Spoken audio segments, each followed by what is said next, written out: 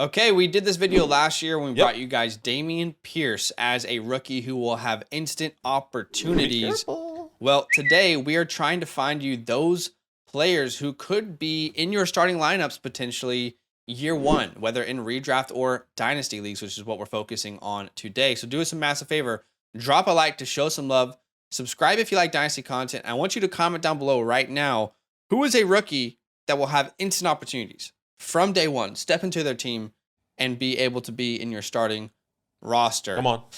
If you want our rankings, if you want help from Badake and I in a DM, if you want us to grade your Dynasty team on a live stream, go ahead and use our code LAND at flockfantasy.com/land. That will give you 30% off your membership.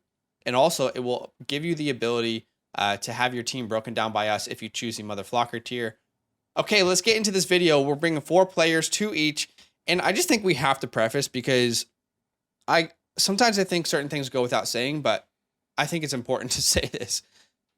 Okay, so the title of the video, guys, is Rookies with Instant Opportunities.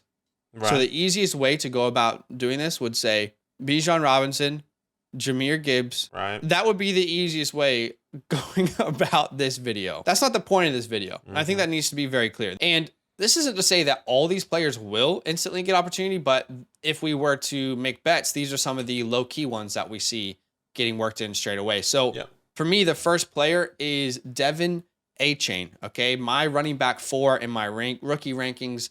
I currently have him ranked as my running back 23 in Dynasty. The community has him ranked as their running back 26. And look, you look at this offense, there's a lot of opportunities for someone to come in and take a role away from both Raheem Mostert and Jeff Wilson, okay? His competition, a 31-year-old Raheem Mostert, who, by the way, I looked at my pre-draft comps, and that was one of my floor comps, was Raheem Mostert for Devin Achane. Raheem Mostert has been injured for 50% of his last 50 potential games since 2020, okay? Jeff Wilson, who, in my opinion, is a good role player. I think Jeff Wilson could definitely vulture some touchdowns from Devin Achane, but we don't anticipate, at least I personally don't, Devin Achane being a goal line running back. So that's okay. But both as a pass catcher and a runner, I believe that we'll see Devin Achane involved from day one because he is the perfect fit in this offense. While undersized, his game perfectly fits this system. Miami's all about speed, speed, speed. If you got speed, they're going to find a way to utilize you.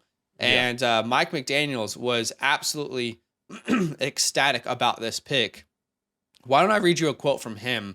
And by the way, it was reported that Mike McDaniels' number one priority, his number one target in this draft was Devin Achane. When the Dolphins were on the clock in the second round, when they picked Cam Smith, apparently people in the building had to tell him, calm down. It's going to be okay. We're going to get Achane in the 3rd round. We're going to get him in the 3rd round. They had to do that so they could pick Cam Smith. But anyway, this was McDaniels' top guy coming into the draft. He got him. And here's a quote from Mike McDaniels. He says, speed, we generally like that around here. That running back group for us is very important. And we found a person who fits the skill sets we like, but someone who also fits in the room. Yep. And then if you look at Devin Achane, they asked him about it a little bit. He said, it's going to be a really scary offense. We're all pretty fast. It's going to be a very competitive practice. I talked to Mike McDaniels, and he wants to build the fastest team in the NFL. With my ability, he knows what to do with it. So, again, I think this is the perfect scheme fits, offense identity, imagining how he'll be used in Mike McDaniels' offense. Everything is perfect for Devin Achane here. This team's main goal in 2022 it was to get the ball in the hand of their fastest players and allow them to operate after the catch. I think we're going to see Achane be a very similar player in this offense. And last thing I'll say is he as a pass catcher is underrated. I know people talk about it, but I still think that he's an underrated pass catcher, right? He has the chops to be one of those elites, let's say like a James White complementary type running back in the NFL. If you look at the snaps where he was running a receiving route last year, he was 5th of 168 running backs in college football who had a minimum of 100 attempts. 48.7% of his total snaps, he was running a route. 299 routes. snaps where he was running a receiving route. So Devin A-Chain to me, when I look at the back half of the first round, kind of like Dameon Pierce last year, but I think A-Chain might be going a little bit earlier, but I think A-Chain has the best opportunity to kind of step in day one and get some opportunity. And you might have already realized that, and that's fine, but that would be my first player here. Yeah, Devin A-Chain definitely has a good pathway for opportunity without a doubt. My first player, I would say a bit controversial because of the position, but let's talk about it. And maybe both of my players are a bit controversial, but that's okay. This is why we bring him. It's a conversation. My first player is Dalton Kincaid, a tight end getting instant opportunity. That is right, in fantasy, really rare. He's actually my rookie, now tight end 1, dynasty ranking. In my dynasty rankings, he's my tight end 6. In the community ranking, actually also tight end 6, which I thought was a bit surprising. I wasn't expecting community to have him so high. But hey, I guess we kind of see the same pathway there. And why is he stepping into instant opportunity? And honestly, number one is offense and draft capital, right? He's linking up with one of the best quarterbacks in the NFL, going to one of the best offenses, right? Like high-powered top 5 offenses in the NFL. The Bills in 2022, second in points per game, third in touchdowns in the NFL, fourth in total points per game. Fourth in total points in the NFL and seventh in passing yards per game. Let me remind you that the Bills jumped the Dallas Cowboys to acquire Dalton Kincaid. They clearly didn't want Dallas to get them. I saw a video as well when they were interviewing, especially on Pat McAfee. They were saying, they were talking to the GM, and he was saying, we were trying to get him even higher. They thought that he was going to go above the Chargers or at the Chargers, and they were thinking about jumping the Chargers. But they obviously, everyone was starting to fall, and they kind of understood that, hey, maybe the Chargers were going to take a wide receiver. So if it would have went a different way and the wide receivers went a little bit earlier, like if JSN went to Green Bay, maybe the Bills would have jumped even higher to get Dalton Kincaid, right? Let me also remind you, Dalton Kincaid is the only first-round offensive player that the Bills have drafted since Josh Allen, which is crazy when you really think about it. Stephon Diggs, obviously, they traded for. Gabe Davis was drafted in the 4th. Khalil Shakira in the 5th, and Dawson Knox in the 3rd. Kincaid is a missing piece. Kincaid is what everyone is saying on Twitter is Josh Allen's Travis Kelce. Kincaid is the guy. He is going to step into instant opportunities. I know a lot of people are worried about Dawson Knox, and maybe Dawson Knox is going to play a part into this, but Dawson Kincaid instantly jumps into this tight end 1 role, especially with this draft capital, right? And I'm not worried. I'm not worried about Gabe Davis, Dawson Knox, or Shakira. I'm not saying they're going to be irrelevant. I'm saying Dalton Kincaid, once again, is stepping into a solidified role where I can easily see him having a Dalton Schultz type of season last year, right? It's not going to be a guy that is just going to be consistent, playing under the radar. I was like, oh, tight end 10? Okay, that's Dalton Kincaid. I think that's going to be really exciting for him. Last year, Dalton Schultz, 57 receptions, 89 targets, over 600 yards and 6 touchdowns. That was tight end 10. Dalton Kincaid can easily do that without a doubt, in my opinion, especially in this offense with vacant targets here as well. So I like Dalton Kincaid. I think he jumps into instant opportunity, and there's going to be a pathway to success, and he could be, a top 5 tight end, top 6 tight end in his rookie year, which will be phenomenal. Yeah, and I think it's important to note as well that I don't believe that they drafted Kincaid to play in line. They drafted him to be this kind of weapon out of the slot and move around the field, and I think he'll step into opportunities, maybe not week 1, day 1, but I think in the span of this first year, he'll be a starting tight end in redraft leagues at some point. I would agree. All right, the second player. Last year I said Chris Olave would likely lead the wide receivers in production as a rookie in his first year. And what I wanted to do with this next pick is just kind of put my hat in the ring of who might do that this year. Jackson Smith-Njigba is my wide receiver 1. I would still take him over this player. But let's talk about Jordan Addison, because I think when you look at the wide receivers, if I had to put my money on who's going to produce the most year 1, doesn't mean he's the most valuable. Who's going to produce the most year 1?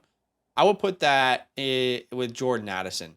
Currently, my wide receiver 2B, to me, it's JSN clearly, and then I'm struggling to figure out between Quentin and Jordan Addison. I'll probably go Quentin, but it's very close. My dynasty ranks, I have him ranked as a wide receiver 20. The community has him ranked as a wide receiver 18 already, so they're a little bit higher than me. But his role is perfectly defined in this offense, and it's exactly what you guys can go watch. Watch what we've been saying about Jordan Addison. It's exactly what we've been wanting for Jordan Addison. Okay? Wide receiver 2 was a huge need for the Vikings heading into the draft. It was KJ Osborne, right? That was it. Adam Thielen had walked in free agency. And if you look at Justin Jefferson at the end of the year, last year, at the end of 2022, he was struggling. And really not his fault, because teams were doubling him. They were adding safety help high over the top. Like, at this point, now you add Jordan Addison, you cannot spend that much attention on Justin Jefferson. It frees up Justin Jefferson, and Justin Jefferson himself frees up Jordan Addison and gives him an opportunity to do his thing. And Jordan Addison is one of the best route runners in this class.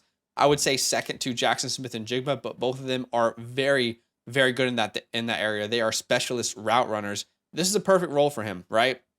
The elite wide receiver 2 role is there. Think about what Devonta Smith did for the Eagles last year. Jordan Addison can do the exact same. If a team doubles Justin Jefferson, well, Addison's going to feast. That's just how it's going to work. That's why it's the perfect fit for Jordan Addison. And you might think, well, sure, but what if there's not enough opportunities to go around? Well, this is the offense that Kevin O'Connell runs. The identity of this team is to pass the ball. Only 2 teams passed the ball more than the Vikings last year. That's the Tampa Bay Bucks and the Los Angeles Chargers. All teams with multiple fantasy relevant wide receivers. Mike Evans, Chris Godwin, Keenan Allen, Mike Williams. You could even put Gerald Everett in there. Austin Eckler out of the backfield. Rachaad White, Leonard Fournette out of the backfield. Again, 3rd in pass attempts per game last year. And if you look at passing yards per game, only 3 teams had more. Chiefs, Bucks, Chargers. Kevin O'Connell implemented this system as soon as he got in, and it's not changing with Kirk Cousins or without. Kirk Cousins will be the quarterback this year, But think about how Kevin O'Connell had a little duo in LA, Cooper Kupp and Robert Woods. That worked out pretty well. In 2023, it's Justin Jefferson and Jordan Addison. And lastly, for Justin Jefferson, Kirk Cousins, Jordan Addison, TJ Hawkinson, name a receiving threat in Minnesota, it's going to be the perfect formula in 2023 for fantasy points. Offense wasn't the problem last year for Minnesota. Defense was. The Vikings gave up the 2nd most yards per game to opponents in 2022. The only defense that gave up more per game was the Detroit Lions. They added Byron Murphy, but they also lost Patrick Peterson, and they lost Dalvin Tomlinson on their interior defensive line, and they didn't replace him. So Kirk is going to be slinging the ball all over the field again.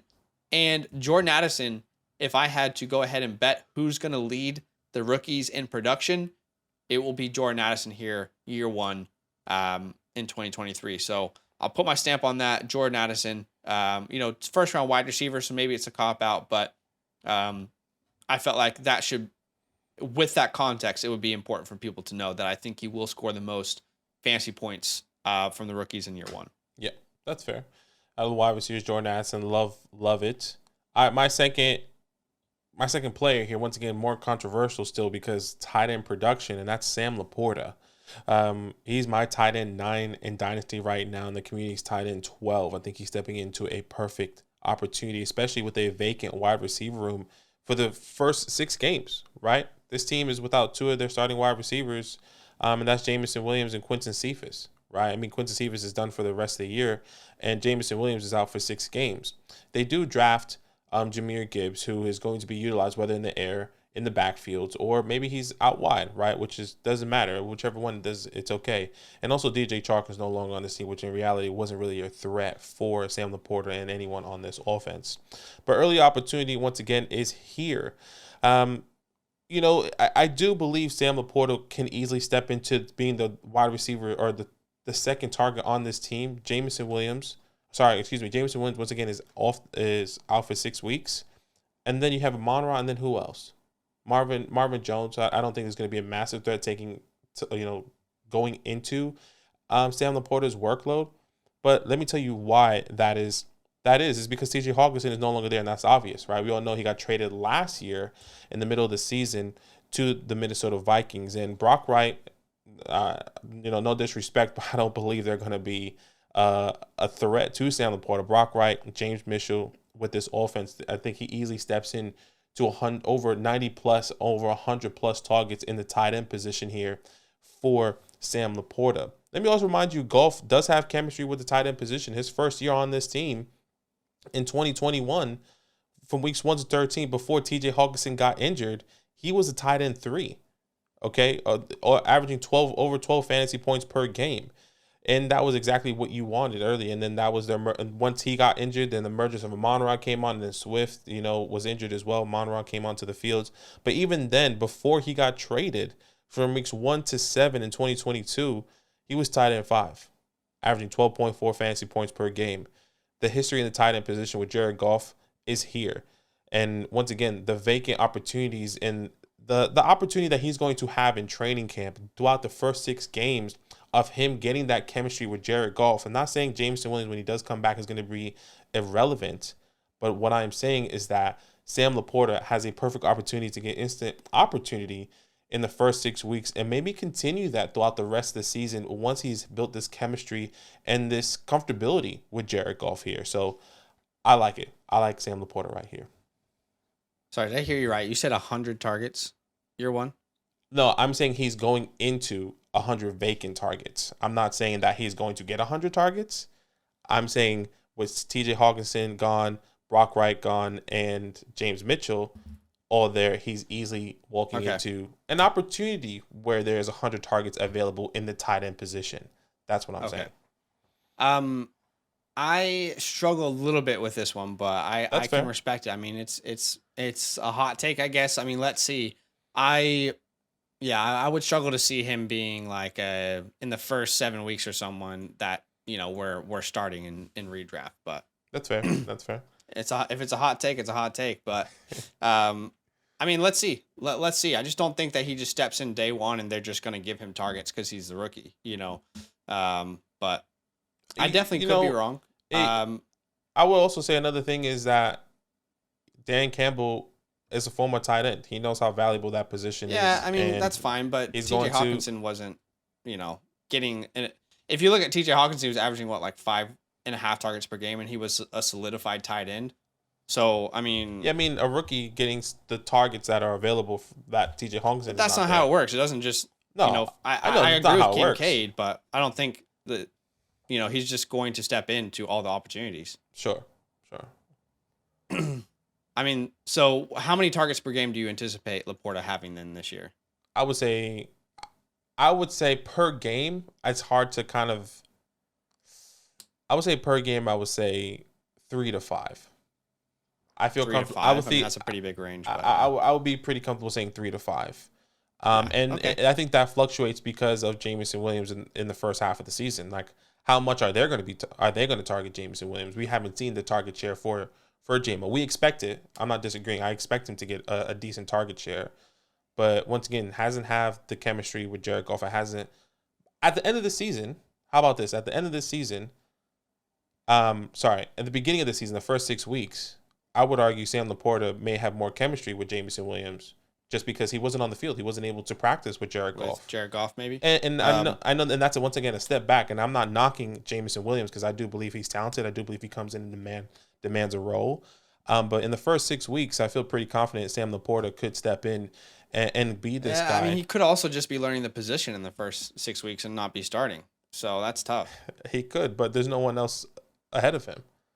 It's not as if James Mitchell and Brock Wright aren't competent starters. I mean, if that's what you're saying, then I'll be really surprised if Brock Wright and James Mitchell is going to come in and say, you know what, you are a day one starter over Sam Laporta. I don't see that.